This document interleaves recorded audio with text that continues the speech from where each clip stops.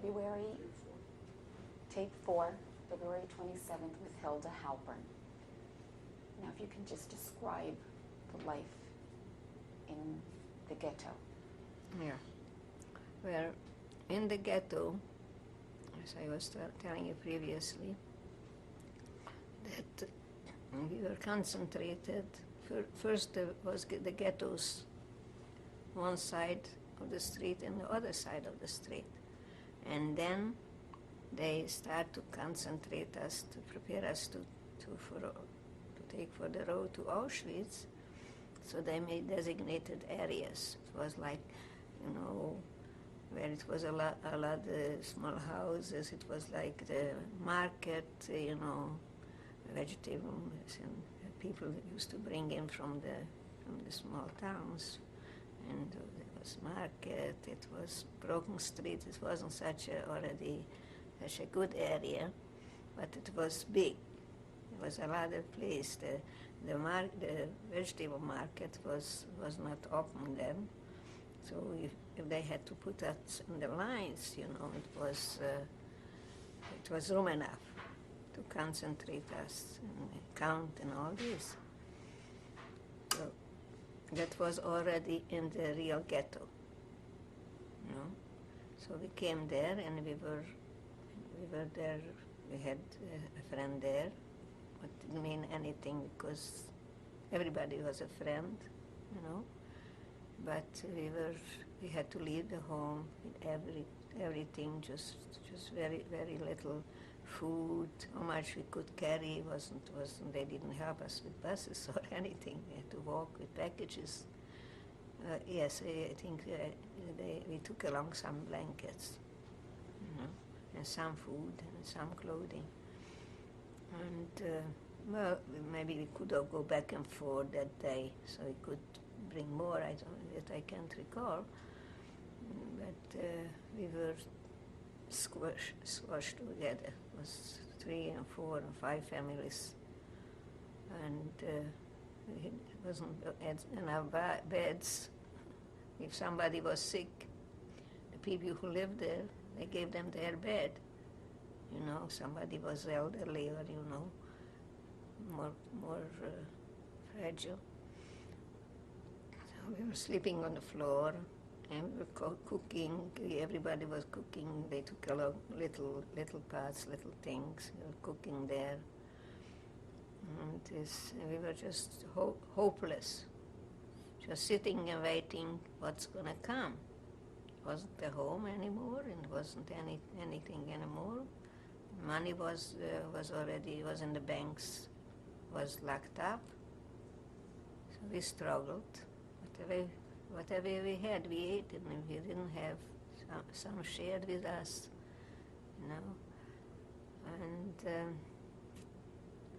And then one day they talked on the microphone, loudspeaker they had, that we should line up.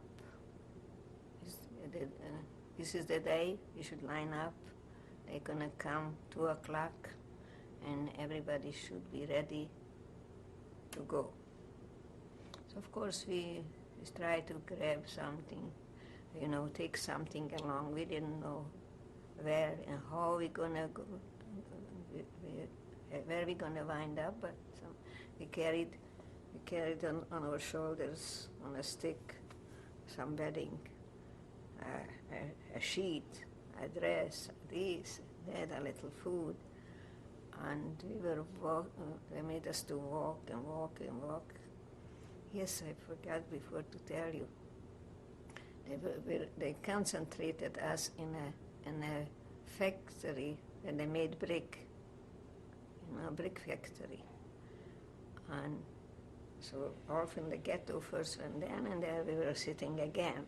We didn't know what's going to happen. Sitting in dust and dirt, and no beds, and no nothing. And from there, they took.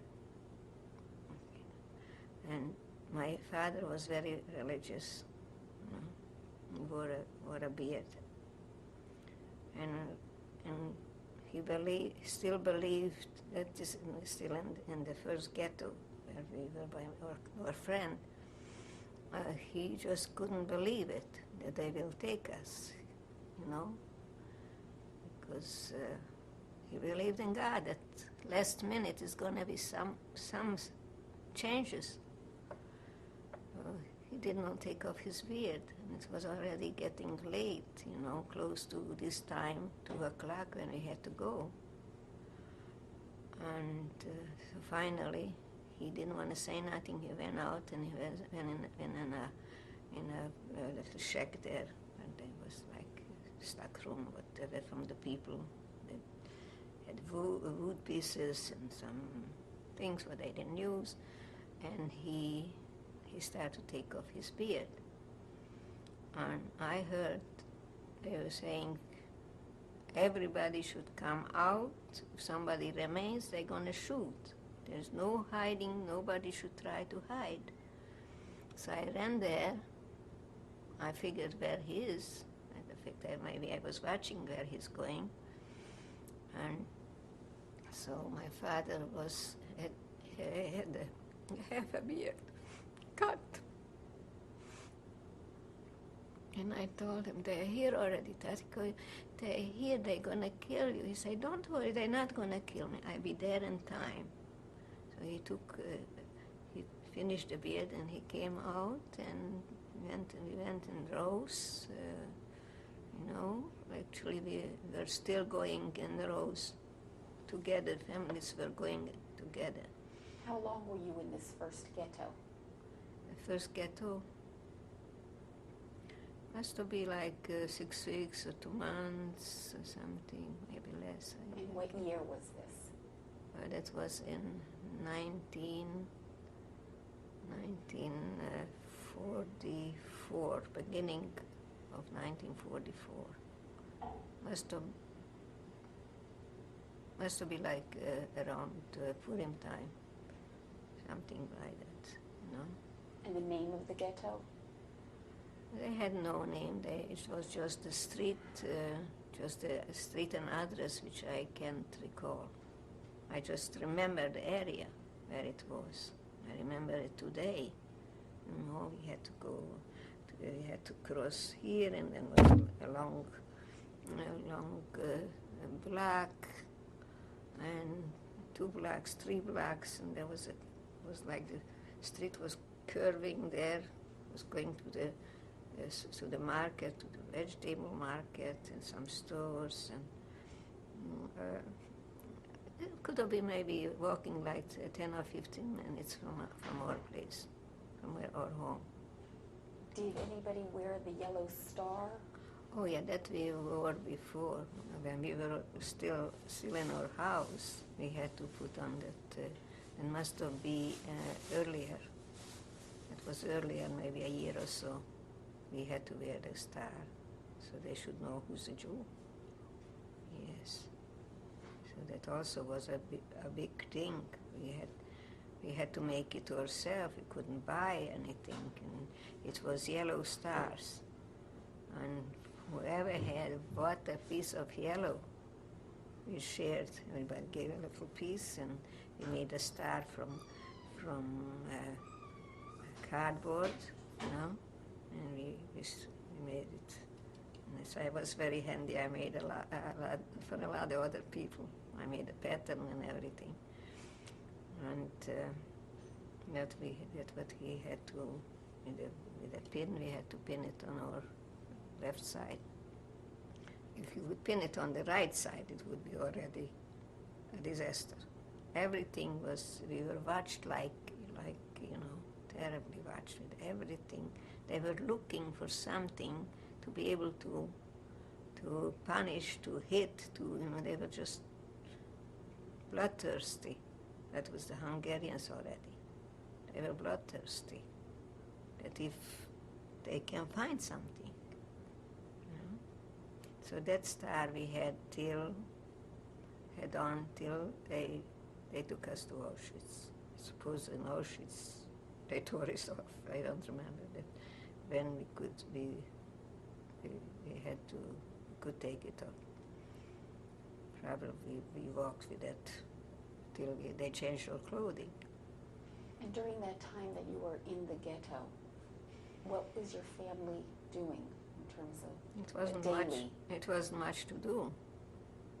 We were the women were trying to do a little sewing, mending, a little, cooking and talking, and I mean, we couldn't just go get dressed and go someplace because we were cut from everything. We were cut.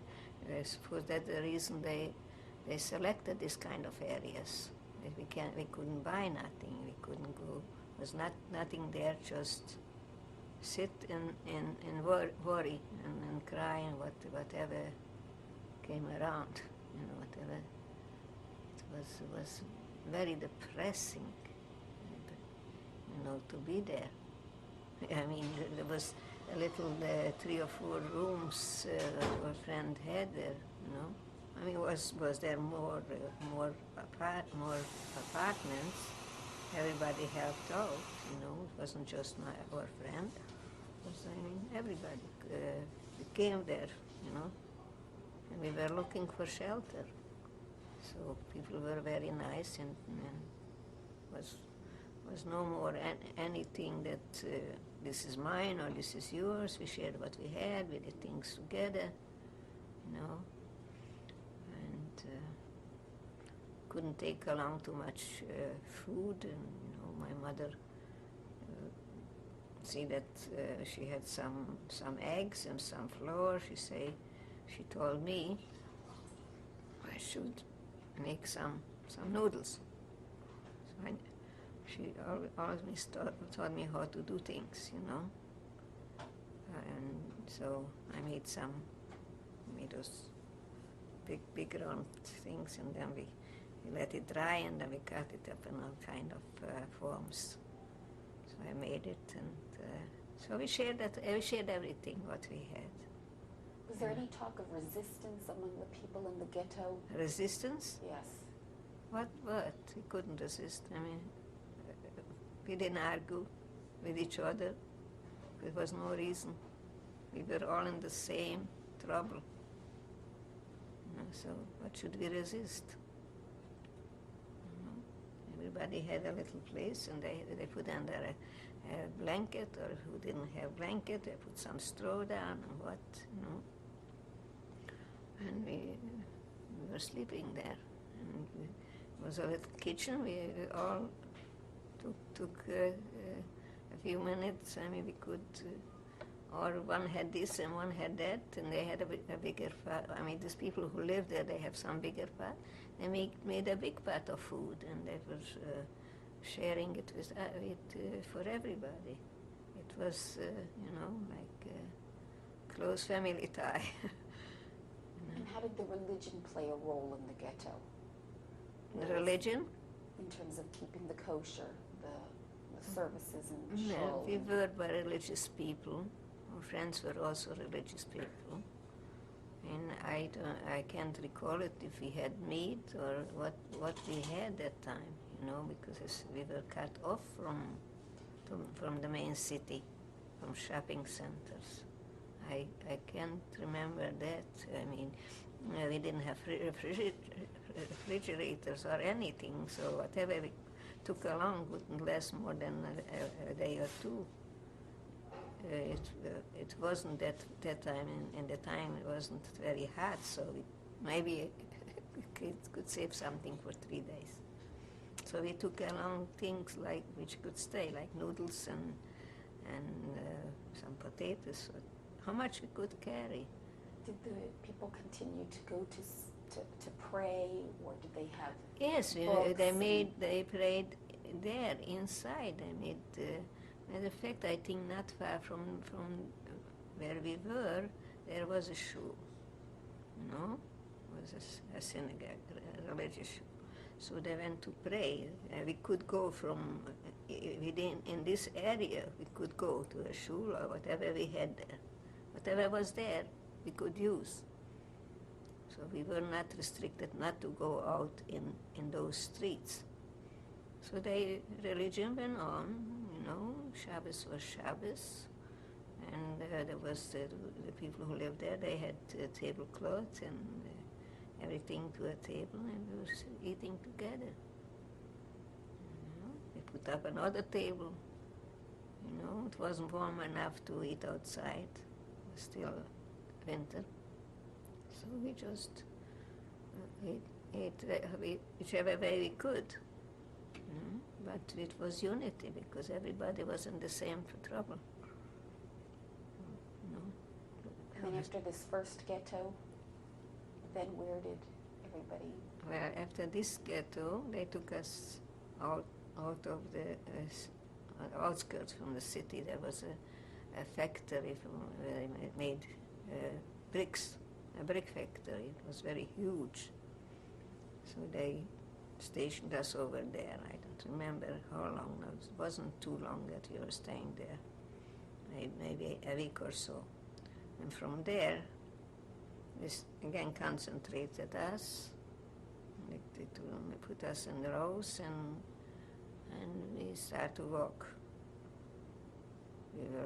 We were walking, I would say, a whole day. We took along some things. We didn't know what's going to happen, that everything will be taken away from us, So we took a blanket and a sheet and some food, whatever we could carry. And on the road, a lot of people were fainting, and they left everything, and they just remained what they were, because they couldn't walk anymore. There was children, and there was elderly people, and I was carrying for a while, because I didn't want my mother couldn't carry anymore, and then I had to give up. We all had to give up everything. So by the time we came and where it was this wagons, wasn't regular railroad, wasn't regular, what it is called? No, it was wagons, where they were having freight, having wagons of brick and this and that. They concentrated all of them in that area, and they put us on there. Another skit I remind myself when we were already in the wagons. First of all, they didn't give us water. They didn't give us food. What we had, if it was something cooked, edible, we again shared it. Everybody shared, with each other. It was very much love and understanding between us. Say that we were in the same situation. And then they came, we were going in these wagons, and we were stopping and sitting in the same place. There was, we had to ask if we had to go, so they let us go down and take care of those things. And everything was with the bayonets watched. And then they came out, and it was once, you remember, we had no water, it was raining. So whoever had a cup or anything was coming down on the window. It was dripping. So everybody was trying to keep a cup there, a few drops. But also, Mommy, you drink, Tati, you drink. I can do without this. No, they say, you are young, you need it, drink. These were the arguments, I'm laughing because I'm just, it's not, I'm not too happy about those things, but. And then they came and they called whoever have still some jewelry. Of course, we love the jewelry. But I had a pair of earrings, and I was maybe half a year old. They pierced my ears, and it was a little gold with a little pearl, And they closed it. I shouldn't lose it. It was something with a device closed. And I reminded myself my mother got panicky. and tried to open that. If not, they would shoot me. This was a little gold earring. Of course, if we had something, we right away threw it out if we still had something. So my mother was nervous and crying, and what are we gonna do? We're gonna lose our child. And there came a woman who, you know, sometimes a person cannot think for themselves, you know, but the other one, the bystander, was observing what's going on, and she came and somehow she tore open that earring, and they threw it out for them, you know. We were going through so much traumas, you know, so much. It was just it's impossible to even describe it, and also to understand those people who weren't in it, you know. I mean, they couldn't believe these things. I remember once I was going to work in the subway in New York already, you know, and there were staying two girls. One was an American girl, and one who was in Auschwitz. And she told her stories, you know, what happened there. And the girl say, "You mean to tell me you didn't have Holly for Shabbos?" I mean, she just couldn't believe that we didn't have even a bite to eat, not that we didn't have Holly for Shabbos. They gave us that was already where we were working, and they took us already to a working camp. There was a little bread for 4 people a day, a small, maybe half a pound bread. So this is what I mean to say. It's very hard for somebody to understand it, that those things were happening. But that's the reason I'm here now, and I decided to tell all this, that people should know that is true, that it was a concentration camp, and we were going through very hard times, and we lost our parents, and women who had young children, they lost it. They went to the chamber, to the gas chamber, and older people over 50, nobody could pass. So the world should know it. So now you traveled from the second ghetto to Auschwitz together with your parents. Yes. And so you were still together, you still saw Yeah, we them. were sitting there. At what point did you separate from them? When they stopped already by Auschwitz, someplace, the outskirts, because that was a huge place. It was miles and miles long.